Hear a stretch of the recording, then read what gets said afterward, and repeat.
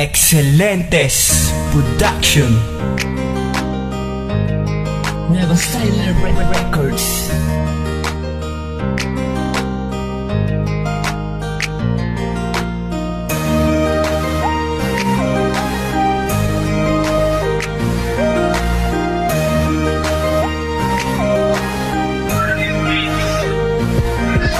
Kamusta ang araw ng katropa kong Biskaya? Kamusta din ang love life sa bawat isa? Hindi ba nag-iba o kayo ang nag-iba? Hindi naman siguro, diba? Kasi alam ko na kayo'y iba.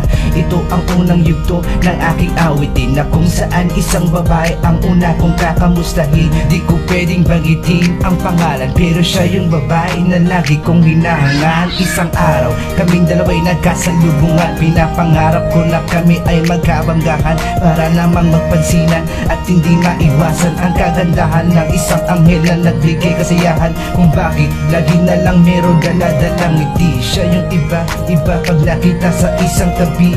Sana dumating ang araw na siya yung katabi, kahit sa panaginip lang makasama sa gabi. Ikaw ang iiba, sa ganda at mata talagang kakaiba ka.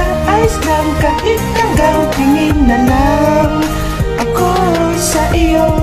Basta't nandyan ka lang, ako'y magiging masaya. Dahil ako lang naman, ikaw lang naman ang hinahangaan ko. Ito na ang pangalawang yugto na aawitin ko sa'yo. Dahan-dahan kong sasabihin para lang malaman mo kung bakit ganito ako sa'yo.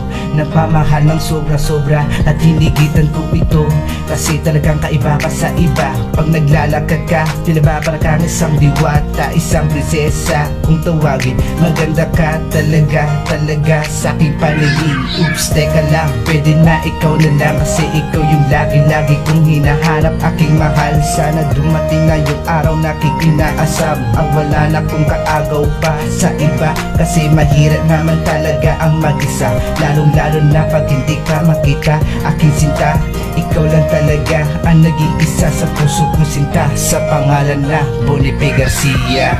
Ikaw ang iiba, sa ganda at mata talagang kakaiba ka. Ayos lang kahit hanggang tingin na lang ako sa iyo. Basta't nandyan ka lang, ako'y magiging masaya. Dahil ako lang naman, ikaw lang naman ang hinahangaan ko.